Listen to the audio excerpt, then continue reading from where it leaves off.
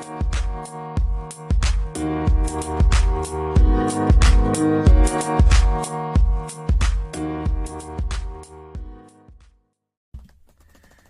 guys, welcome. My name is Neil Crawford, and I'm the host of the Inside Scoop and also the founder of Anytime Soccer Training.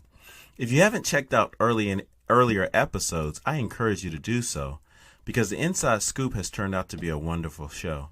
It's dedicated to helping parents understand the soccer pathways that would be available to their child if they lived in another city around the world. And we've traveled to Europe and to Africa, and soon we're headed down to Latin America as well. So I encourage you to check out the Inside Scoop so that you can learn firsthand experience of parents, coaches, and players who live in different cities where they compare their youth soccer journeys to those in the States. But the way we do things here on the Inside Scoop podcast is we have that show, which is our bread and butter, but occasionally I'll drop nuggets of tips that I've learned along the way as a parent trainer. And as a matter of fact, this particular show is just dedicated to addressing and following up to a show I did last week on that was entitled The 5 Secrets of Ball Mastery. And in that show, if you haven't listened to it, I encourage you to do so. But in that show, I spoke directly to the parent trainer where I defined what I believed a parent trainer is. And I got a lot of great feedback from that show. I got some critical feedback as well. I love all the feedback that I received. And some of the questions and some of the comments on our Facebook group encouraged me to share this quick follow-up to do two things. Number one, I'm going to talk about a particular mistake I made, and I promised my audience that I would do that. And the second thing is I'm going to talk to you guys about what we have in store for you in the future. So let's first talk about what we have in store for you in the future. So part of the mission of Anytime Soccer Training is to provide parents or empower parents to support their child by providing actionable information. Again, we want to support you in supporting your child by providing you with actionable information. And that's part of what this whole podcast is about. And so I'm trying to be an open book. I've been doing this for almost 10 years. So I definitely want to help parents get some practical tips on things they can do on the training pitch and things that they should avoid if possible, or at least be aware of based on the mistakes I have made. But I'm only one person. So what I'm going to do is we're launching a series that I'm entitling Raising the Whole Child.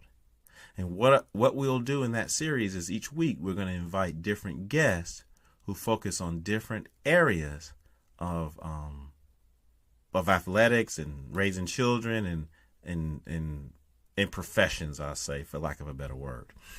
So let me give you a couple of examples. We have one guest that's lined up that's going to talk more about alternative medicines and meditation and how that and what role that plays in youth sports.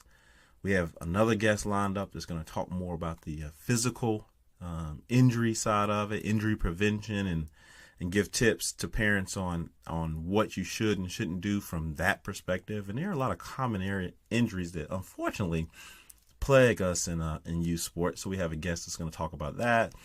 We have another guest that's going to focus more on the goal setting and the mentality, especially for the older kids, but it does go all the way down to the younger ones.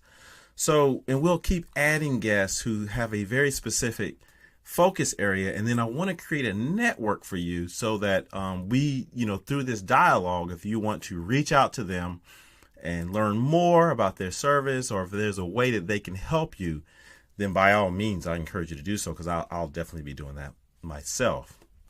Now, if you can picture this, those professionals will be the spokes, and I'll be in the center, and I'm going to share with them some of my opinions, some of my experiences, the feedback that I received from you guys, so that they can give us a more measured and studied and research-based answer to some of these challenges. But, sometimes you just got to keep it real. Been there, done that, trial and error. So I will also offer some tips, parent to parent, coach to coach, on what I've done with my children. And hopefully even if you don't take the advice verbatim, it will begin to help you think about how you can incorporate some of that into your life. So that's what we're going to do in the future. Now, today I want to talk about one mistake that I made early on that I came up with my own solution for, because I promised the listeners that I would share more of the mistakes I made, because I tell you, it's not always been rosy. Being a parent trainer can be kind of difficult, right? And I mentioned that in the previous podcast, that we get it from all different angles, and there's not a lot of resources out there for us to help us navigate this very precarious, we'll say, balance between striking the right amount of deliberate practice and fun. So for those folks who have not listened to the previous show, let me just say that in that show, I defined what I believed were the major characteristics of a parent trainer.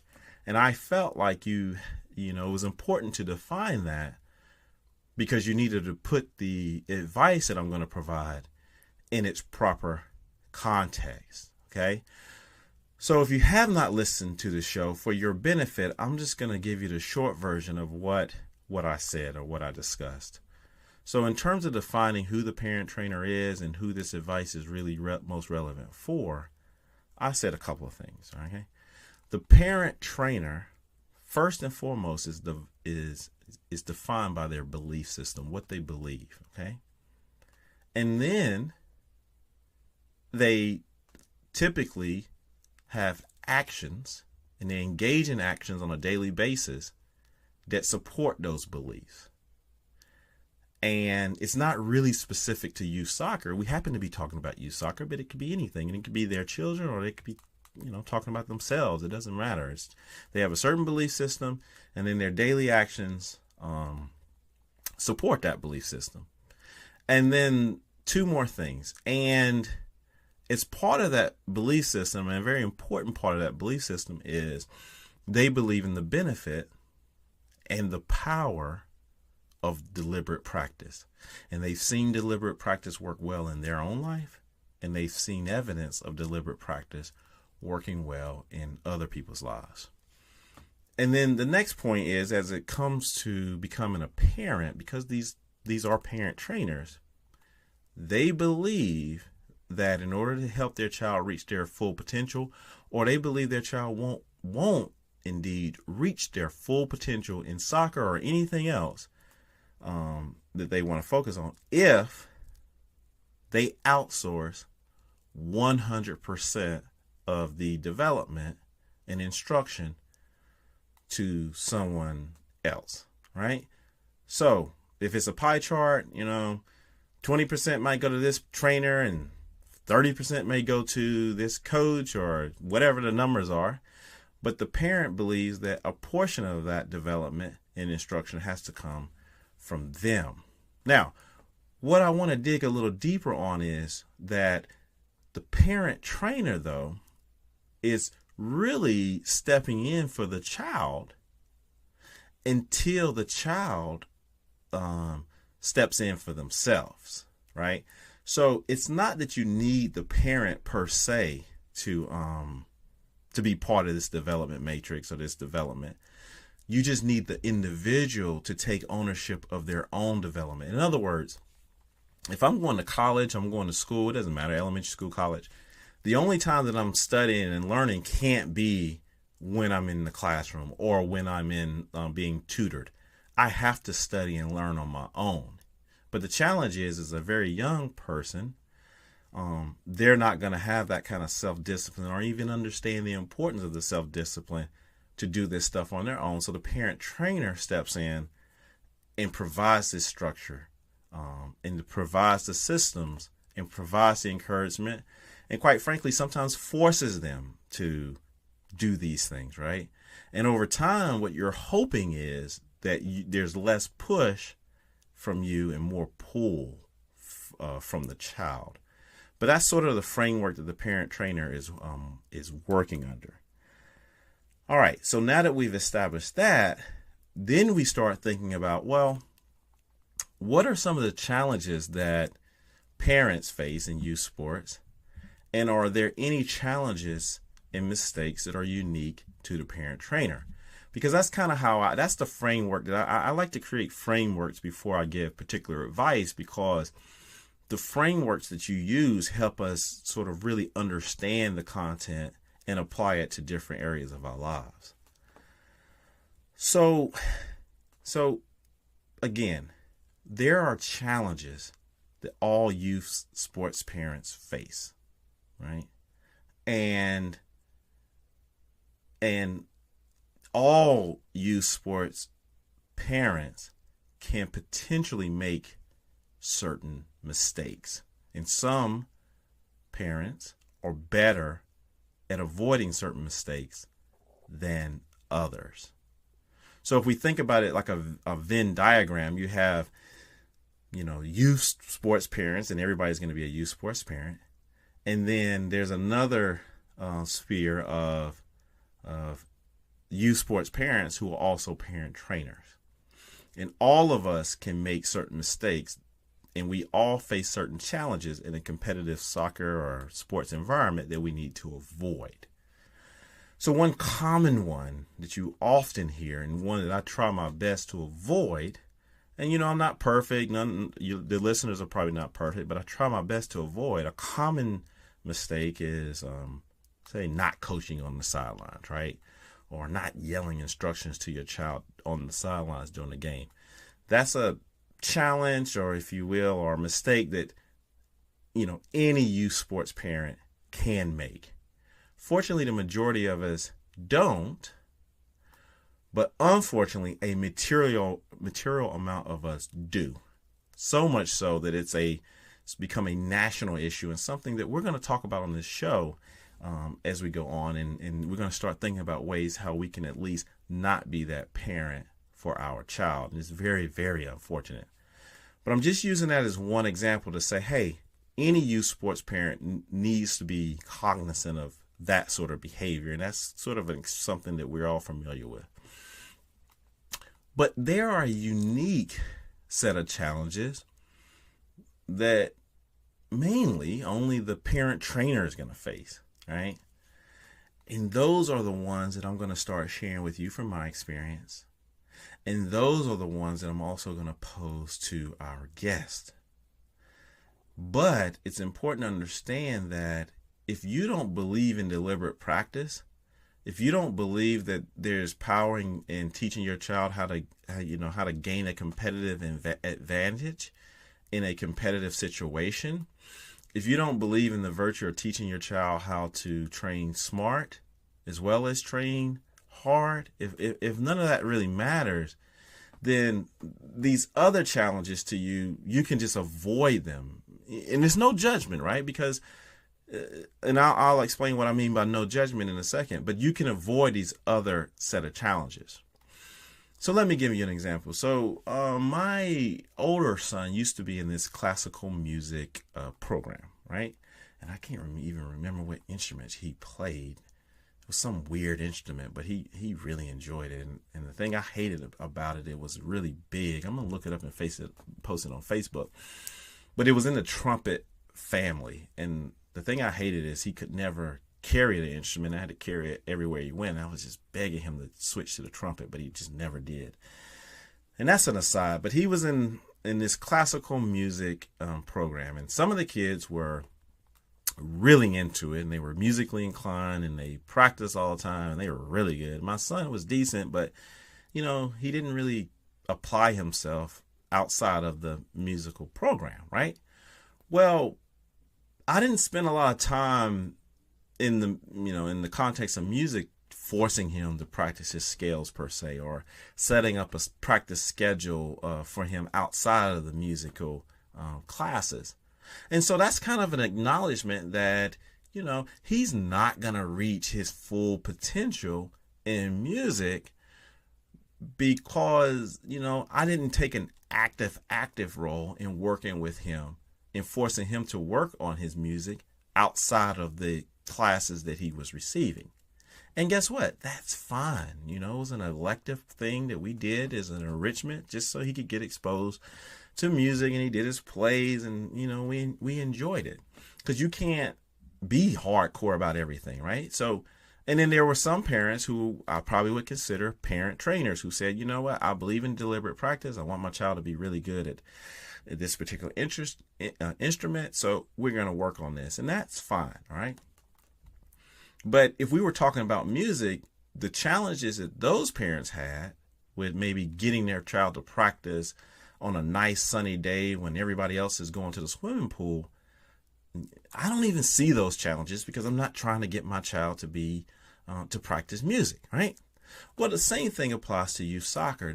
You're gonna, as a parent trainer, you're gonna experience challenges and you're gonna make mistakes that other people just, quite frankly, don't even make, right? And so the purpose of the future shows is to dig into those as well. So we'll talk about the general challenges that all parents face, and then we're going to dig deep into the challenges that are unique to parent trainers. And that's the value add I hope we get from the podcast, because those are the resources that I don't see them available, right? And I think part of it is because people don't want to have these honest conversations about, you know, how much they push their child in the context of sport.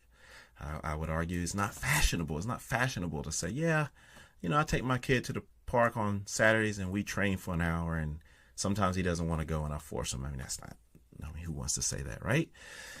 So, you know, I get it, but that's what this show is about. So I hope you appreciate that. All right.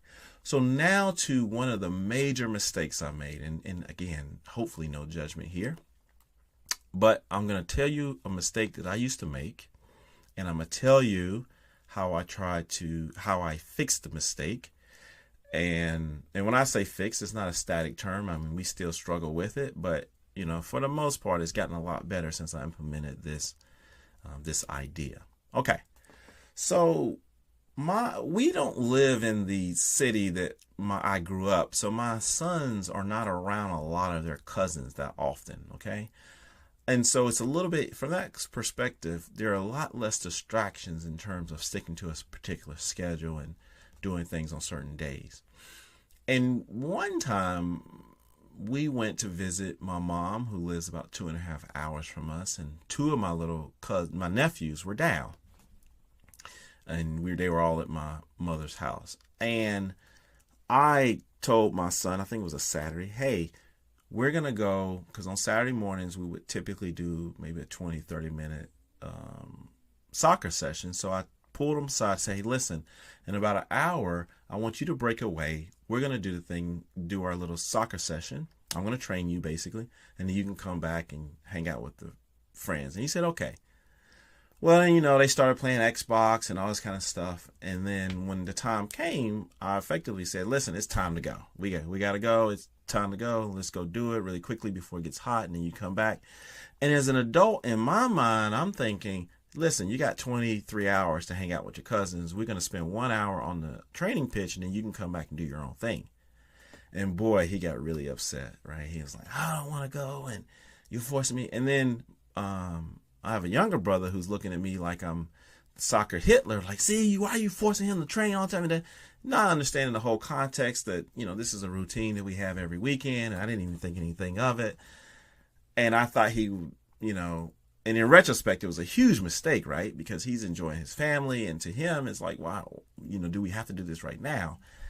And he didn't have a way to communicate to me that no, not today, Dad, but it's not because, you know, I'm being lazy or whatever. I just want to really relax with my family.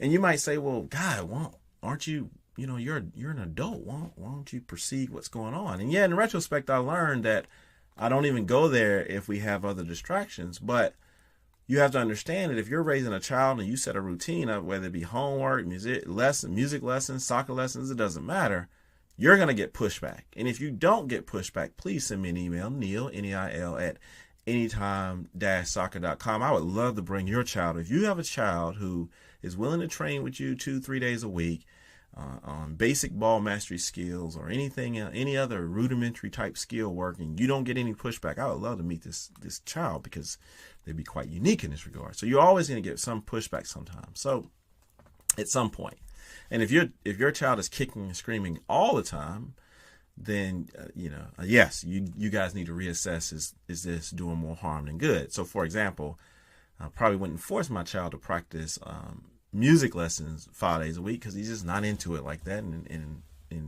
it would just be very painful. But soccer, he enjoys it, and so we'll do the training, then we'll play around. It's not something he hates, but at the same time, no kid wants to go outside and kick the ball 1,000 times either. So, anyways. So I thought maybe he was just saying no. I thought, okay, he's saying no now, but it's because of the distractions. But once we get him out of the house, then he'll see that it's worth it, and we'll be done, and it won't take very long. And he just didn't like it. Okay, so that's one mistake. And then there is a sort of regular mistake that may not appear to be a mistake. It's a challenge to me, but as I'm reflective, I'm thinking, am I doing the right thing? Which is, I'm a former marathon runner, not a serious runner, but I ran about 7 to 8 marathons casually. And, when you run marathons, you have a set schedule, right? And you run typically 4 to 5 days a week, and that's kind of what you do. But you can shift those days around, and you can shift the time of day that you do those runs as well, as long as you get them in, right? You got to get a certain amount of mileage per week to stay on course. Well, what I worried a lot about with training my son on a regular basis was, boy, is he actually tired today, but he's telling me yes, he's going to do it because dad wants him to do it and he feels that pressure that he's going to let me down?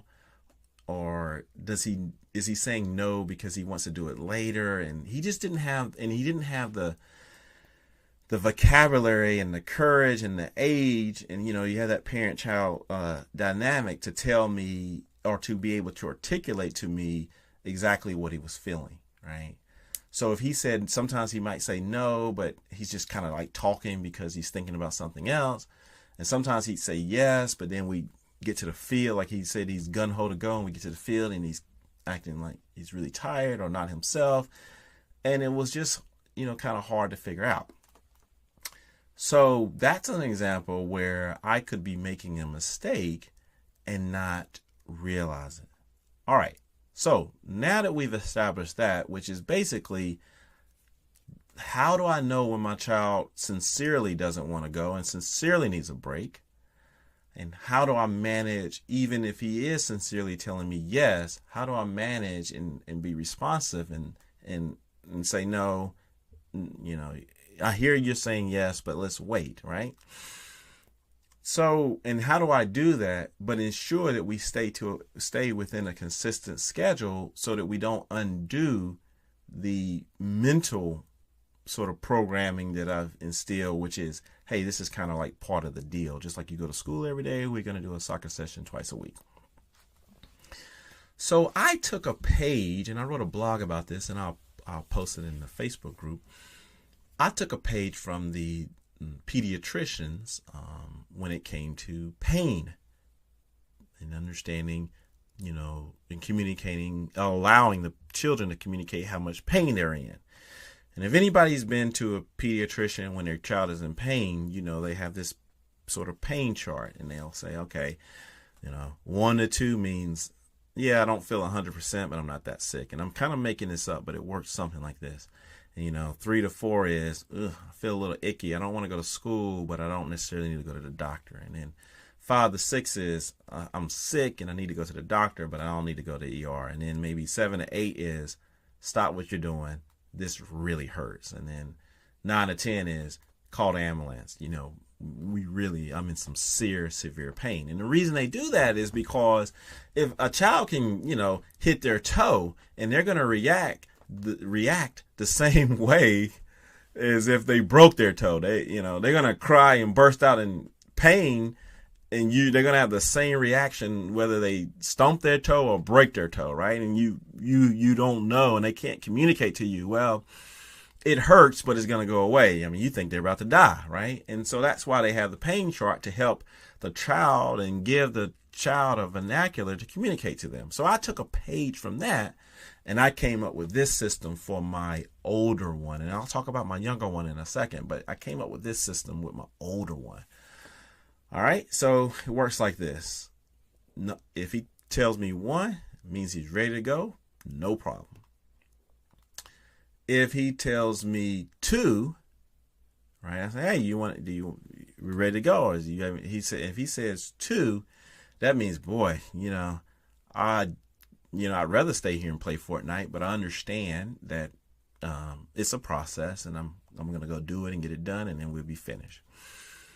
If he tells me 3, that means I don't want to do the session today, right? I'm done. Or I don't want to do it right now, but, I'm willing to do it another day this week during my off day, right? And that's fine. And that's the same way I am about going to the gym or running. Sometimes I wake up on Monday morning, I'm just tired. I'm like, normally I run on Monday, Wednesday, and Friday. I'm just going to go ahead and run on Tuesday. And that's totally fine. If he says 4, that means no, I don't want to go. And that also means, Dad, we're not going to talk about it anymore. It's a hard stop, a flat no. And I actually enjoy that. As a matter of fact, when he says 4, I thank him for being honest. Okay, cool. Because you know your body, and that's good. And then if he says 5, that means I want to do extra. Now, I got to be honest with you. I don't get too many 5s, but when I do, I try to celebrate them the few times I do. But 5 means, hey, it's Tuesday. That's not my day to train, but hey, I'll go out there and do a quick juggling session. And that's a 5, right? And if I get it, then I'm just happy. Okay. Now that may sound like a lot, but it actually really, really worked, because it empowered my child to communicate to me in a way that we already agreed upon. And it really was empowering for him. And it was actually very empowering for me. Because my child is kind of committed. I mean, he has a personality where he understands the process and he wants to get better, and he's kind of bought into it. Part of that is we're similar in some regards, and part of it is how I raised him. But everybody needs, a break, and everybody, occasionally wants to shift things around. And he just didn't have a way of communicating that to me other than saying no. And if you can imagine, as a parent, the no was the same reaction that I would get for anything. So I had no way of distinguishing what he was really feeling. So that worked out extremely well. So the logical question becomes, well, what happens if he says 4 all the time? Again, that's great. If you sign your child up for competitive soccer and you're like, listen, part of playing competitively is we need to work out in the yard at least once a week or twice a week or whatever you guys decide to do. And they never want to do that. They're kicking and screaming when you try to get them to do some deliberate practice. That's good information to know, because you are creating the reality that they exist in the sense that you don't have to play competitive soccer for 10 months. Or your version of competitive soccer, even if you're in the same program, your version of competitive soccer and the way you communicate to that child is the way I dealt with music, right? So when my son was in the music lesson, so the music class, classical music class that my son was in, they were actually pretty hardcore, and they did music lessons 3 to 4 days a week. It was like crazy. It was like an after school program, and they were pretty hardcore. But I never really treated it anything other than the way I would treat a recreational program. Dropped him off, he did his music, and we left, and that was fine. So I kind of lost my train of thought a little bit, but I guess I'm saying you put the soccer in its proper context. But if you are trying to get more out of the game and use soccer, in this case, as the avenue to teach these life lessons, then this is one tip that I have for you. So that goes. So yeah, I think I remember. So if they're constantly saying 4, then you guys need to reevaluate what level of soccer is right for that child, and reevaluate their interests, because you're not punishing the child by putting them into a program that matched their interests, right? So if my child, if in this case my son, if he never wanted to work on his own and never wanted to train with me and showed no interest, or even if he did work with me, he was kicking and screaming, then I wouldn't punish him for that. God, no. But slowly I would start moving him to programs that were commensurate to his level of engagement. So that's that. Now, I didn't start off that way. So, when my son, I think I started working with him when he was about 6, sort of with deliberate practice. And so I didn't start off that way because, at 6, they can't really understand that. So those first 2 years, between 6 and 8, I was really firm about sticking to a schedule and making that ingrained in his psyche. And then once he got a little bit older, and as they get older, they have other interests as well, and things get other distractions, if you will, get introduced. That's when I started slowly giving him more freedom to own his own path. So now at 10, he is totally aware of that, sometimes it's hard work. Normally it's just a little maintenance, and sometimes I want to do it and sometimes I don't. And Dad's not going to be mad at me if I don't want to do it. And we have the number system. As a matter of fact, as he's gotten older, we've been using the numbers less because he's much more able to communicate nuance to me. And a year of using the numbers has proven to him that, it's your thing, man. I'm here. If you want to go out there and do this, then I'm here to support you. If you're tired, I'm here, and I'm just here for you. So whichever one you want to do. And so we'll talk about other mistakes I've made along the lines of that. And I'll give you one foreshadowing of that. And then we'll talk about those mistakes in another episode, which is what I used to do before the numbering system was, if he said no, I try to use what I would call adult logic to motivate him to want to go out there. And I found that to be a huge mistake. And we'll talk about that in another show. But the children they're too young to understand that doing these particular actions are going to have a huge benefit for them later. So I try to avoid that at all costs. I think it adds pressure to them, and it gives them something to think about, that they're not mentally able or developed enough to even process it. So I'm going to wrap that up here. I hope you found this show helpful. I'm not a professional speaker. I've said this on Facebook. I'm just a dad just trying to share a tip with you guys. And hopefully it will stimulate conversation on our Facebook group and any other social media channels, so that then we can dig deeper and follow up. And so again, the shows in the future are going to do two things. We're going to get some insight and some expert advice from expert guests. Then we're going to also talk to these expert guests about some of the challenges that all youth soccer parents face. And then we're going to dig really deep on some of those challenges that are particular to youth soccer parent trainers. And I'm going to ask my listeners to please post questions in social media, in the Facebook groups, or send me an email.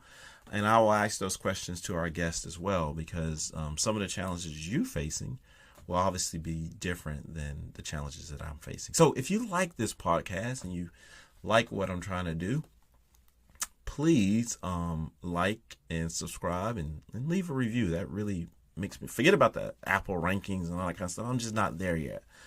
It just makes me feel good when I see that someone is listening. So I really, really appreciate a review or liking it or sharing it or discussing it.